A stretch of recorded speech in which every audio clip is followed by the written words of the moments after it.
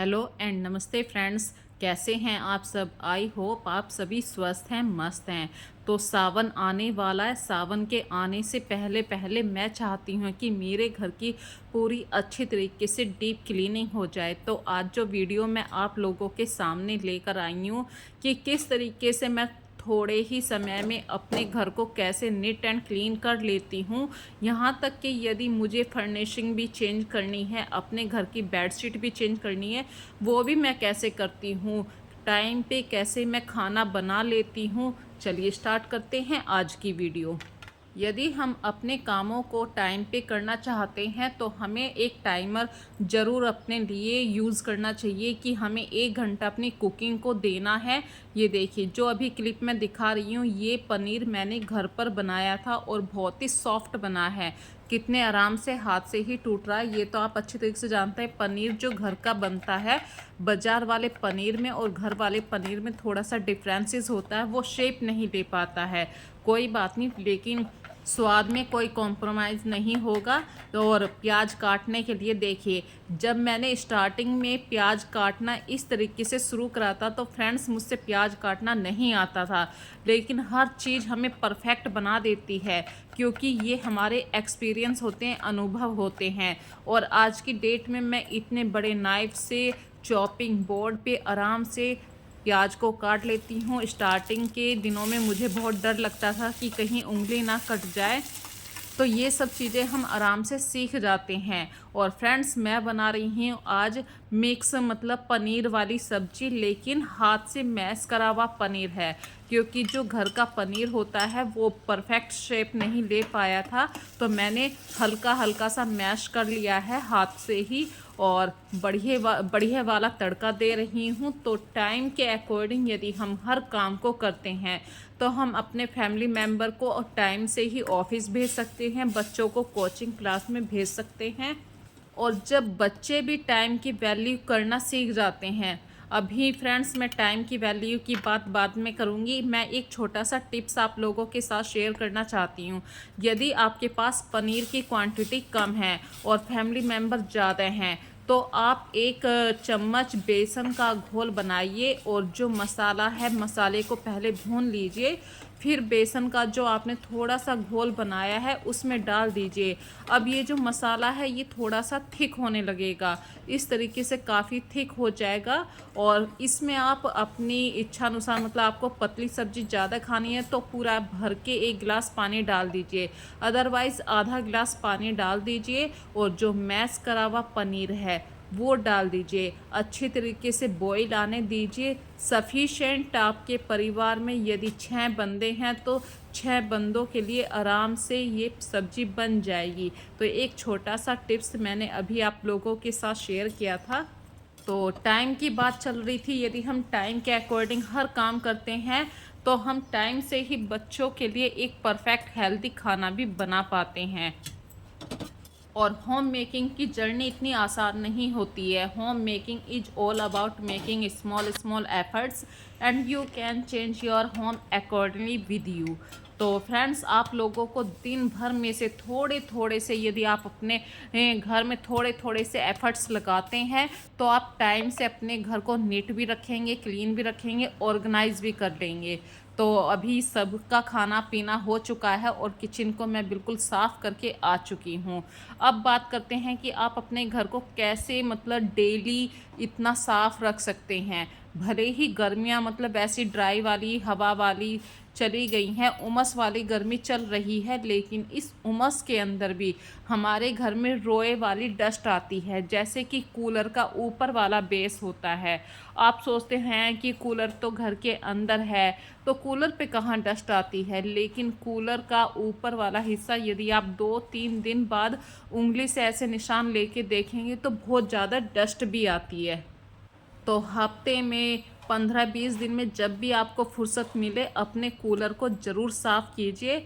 और टाइम के अकॉर्डिंग ही देखिए, मैं सबसे पहले ऊपर वाले पोर्शन को साफ़ करके जब भी मैं नीचे वाले पोर्शन पर जाऊंगी, क्योंकि फ्रेंड्स मैंने कितनी सारी वीडियो में आप लोगों के साथ शेयर करा है कि मैं जहाँ पर रहती हूँ ऊपर वाले पोर्शन में ही मेरी किचन है और पूजा घर है।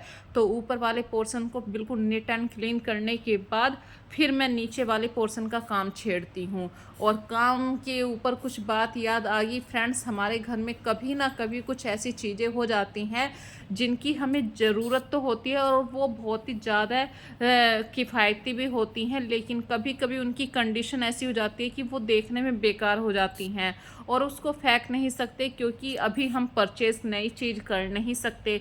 तो कुछ जुगाड़ू वाली चीज़ों से हम उस चीज़ का यूज़ कर सकते हैं।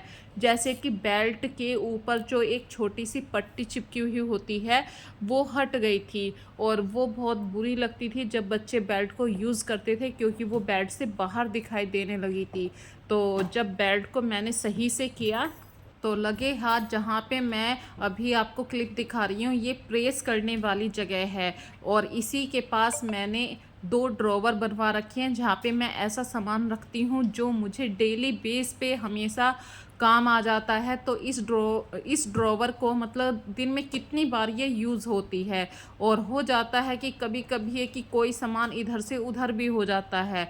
तो 15-20 दिन में मैं इस ड्रॉवर को ज़रूर साफ़ करने की कोशिश करती हूँ। और ये जो अभी मैंने नीचे कपड़ा सा बिछा रखा था ये मैंने खुद अपने हाथ से बनाया था। मेरी पहली वीडियो में आप लोग देख सकते हैं। हम कहते तो हैं कि हमारा घर बहुत साफ़ रहता है, लेकिन अनचाही डस्ट, अनचाहा छोटा छोटा सा कूड़ा जो बोल देते हैं जिसको हम, वो हमारी ड्रॉवर के अंदर तक आ जाता है। जैसे कि मतलब खूब सारे डस्ट के पार्ट होते हैं, मोती हो गया, हुक हो गया, मतलब ऐसे अनचाहे सामान हो जाते हैं। तो इसको झाड़ने के बाद जब मैंने सही से सामान को व्यवस्थित करके रखा तो मेरी ये ड्रॉवर फिर से ऑर्गेनाइज हो गई। और फ्रेंड्स लगे हाथ मुझे फिर से माइंड में ये आ गया कि क्या सामान कहाँ पर रखा है।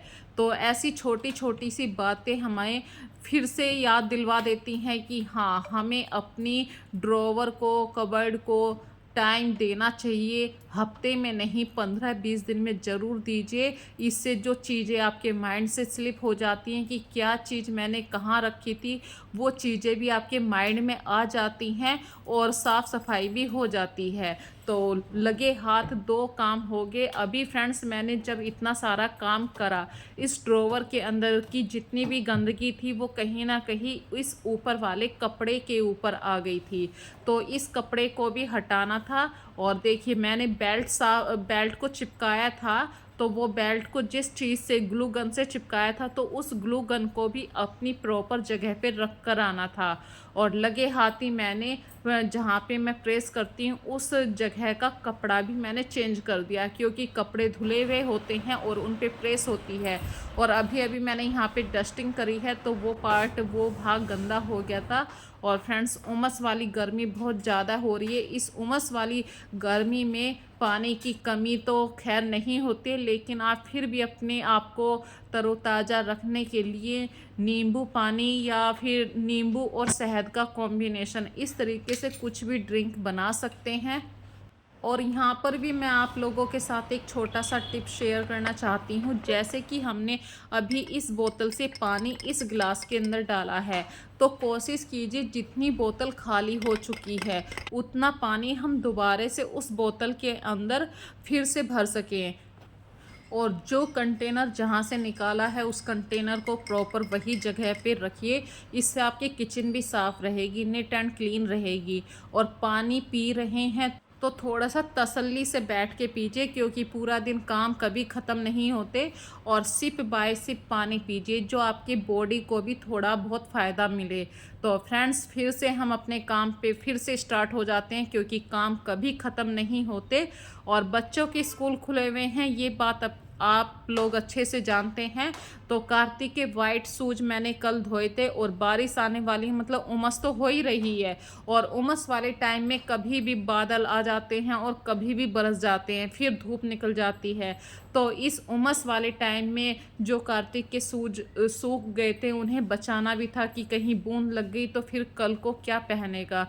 तो कार्तिक के शूज मैं ऊपर से लेके आ गई और लगे हाथ ही मैंने देखे शूज रैक पर भी साफ, शूज रैक को भी साफ कर दिया। जिस जूते के ऊपर डस्ट थी वो जूते भी मैंने साफ कर दिए। और उमस इतनी हो रही है कि फ्रेंड्स बार बार मुझे पसीना साफ करना पड़ रहा है। अपनी गर्दन पर हमेशा मैं एक हैंकी डाल कर रखती हूँ। और अपने घर की छोटी मोटी सी क्लीनिंग करने के बाद फाइनली मैं आ गई हूँ अपने उस रूम में, जिसकी आज मुझे पूरी चादर बेडशीट सब कुछ चेंज करनी है। और मैंने फ्रेंड्स सिर पे हैंकी बांध लिया क्योंकि सिर के जो छोटे छोटे से बाल हैं हवा के कारण बार बार वे बाल आँखों के ऊपर आते हैं, तो मैंने हैंकी बांध लिया है। और ये हाल है मेरे उस रूम का जिसकी मुझे आज चादर बेडशीट चेंज करनी है। और लगे हाथ जिस दिन मुझे चादर चेंज करनी होती है उस दिन मैं कोशिश करती हूँ कि जो दीवारों पे हल्की फुल्की सी डस्ट है, रोया बैठ जाता है, पंखे के ऊपर छोटा सा रोया गिर जाता है, बैठता है, उसको भी साफ़ कर दूं। तो आज 15-20 दिन हो गए हैं। 15-20 दिन पहले मैंने ये पंखा साफ़ करा था, लेकिन बेडशीट तो मेरे घर में देखिए चौथे 5वें दिन या तीसरे दिन ऐसे बदलती रहती है। लेकिन जिस दिन चादर बदलते हैं ज़रूरी नहीं है कि हम उस काम को उसी दिन करें। जो तो आज मेरे पास काफ़ी सारा टाइम था और मैंने लगे हाथ सोचा कि चलो पंखे को भी साफ़ कर देती हूँ, क्योंकि कल जब हम बैठे थे यहाँ पर नीचे तो हल्का सा रोया गिरा था। मैं समझ चुकी थी कि हाँ पंखे के ऊपर काफ़ी सारी डस्ट आ चुकी है। और फ्रेंड्स ये जो डस्टर है ये सारी डस्ट को अपने अंदर ऐसे एब्जॉर्ब कर लेता है। सारी डस्ट मतलब इस डस्टर के ऊपर होगी और ये हाथ से धुल जाता है और फिर से वही वाइट हो जाता है। ये डस्टर बहुत ही मुझे पसंद है। दीवारों पर से भी छोटा छोटा सा कीड़े बैठ जाते हैं आजकल के मौसम में। तो फ्रेंड्स उन कीड़ों को भी बिल्कुल साफ़ दीवार ऐसे हो जाती है जैसे किसी ने कपड़े से साफ़ किया है अच्छी तरीके से। तो ये डस्टर तो मुझे बहुत ज़्यादा पसंद है। अब मैं इस बेडशीट को अच्छे तरीके से साफ़ कर दूंगी और कम से कम मुझे 3-4 दिन इस रूम में आकर मतलब इतना परेशानी नहीं होगी। अगर बेडशीट चेंज होगी तो सिर्फ बेडशीट चेंज होनी है और कोई फालतू डस्टिंग वाला इस रूम में काम नहीं होगा। तो आज मेरे पास कपड़ों का ज़्यादा काम निकलेगा फ्रेंड्स, क्योंकि इस रूम की ही बेडशीट चेंज नहीं कर रही हूँ मैंने।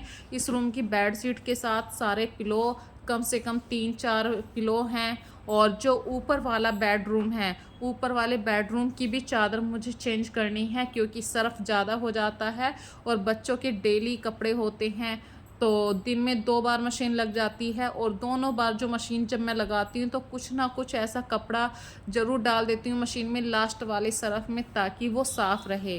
तो इस तरीके से फ्रेंड्स मैं अपने घर के कामों को निपटाती हूँ। और जब मैंने बेडशीट को चेंज करा, जो साइड टेबल है मेरे बेडरूम के साथ ही एक छोटी सी टेबल लगी हुई है, तो आज इस टेबल का ये कपड़ा भी चेंज कर दूँगी।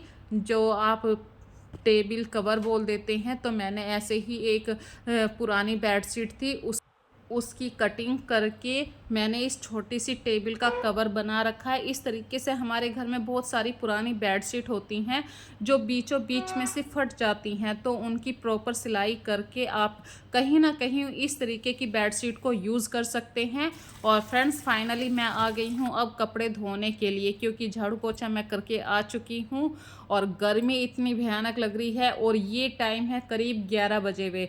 तो अभी इतनी देर में कपड़े धुलते रहेंगे और मैं ऊपर की छत बिल्कुल साफ़ कर दूंगी। और छत की वीडियो तो मैंने आप लोगों के साथ काफ़ी टाइम में काफ़ी बार शेयर कर रखी है। और मैं कौन सा सर्फ यूज़ करती हूँ मैं नाम नहीं लूँगी, क्योंकि नाम लेने की वजह से कहीं कॉपीराइट ना आ जाए। और फ्रेंड्स मैं यहाँ पे एक और बात शेयर करना चाहती हूँ। मैं दिन में मतलब अक्सर जब से बच्चों के स्कूल खुले हैं और आस्था भी कोचिंग जाती है, तो मैं दिन में 2 बार मशीन लगाती हूँ। एक तो सुबह ही सुबह कब मशीन लग गई तो उस समय होते हैं हमारे मतलब सुबह के नहाने के ये कपड़े होते हैं, बच्चे कॉलेज स्कूल जाते हैं, कॉलेज जाते हैं और हस्बैंड के कपड़े हो गए।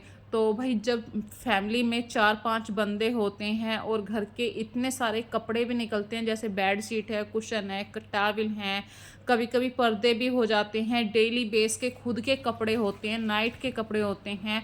और फ्रेंड्स शाम को इसलिए लगाती हूँ क्योंकि बच्चों की जो ड्रेस होती है, आजकल उमस की गर्मी है, बहुत ज़्यादा पसीना आ रहा होता है और उमस की गर्मी के कारण कपड़ों के ऊपर पसीने के निशान आ जाते हैं और वही कपड़े नेक्स्ट डे पहनना पॉसिबल नहीं हो सकता। तो इस तरीके से मैं अक्सर गर्मियों में, उमस वाली गर्मी में 2 बार मशीन लगा दिया करती हूँ ताकि बच्चों को साफ़ कपड़े मिल सकें। तो फ्रेंड्स आज मैंने छोटा सा डेली रूटीन आप लोगों के साथ शेयर किया है। आप लोगों को ये रूटीन कैसा लगा है मुझे कमेंट सेक्शन में ज़रूर बताना। फिर मिलेंगे एक नई वीडियो में नए कॉन्सेप्ट के साथ। तब तक के लिए अपना ध्यान रखिए। So take care friends, bye bye.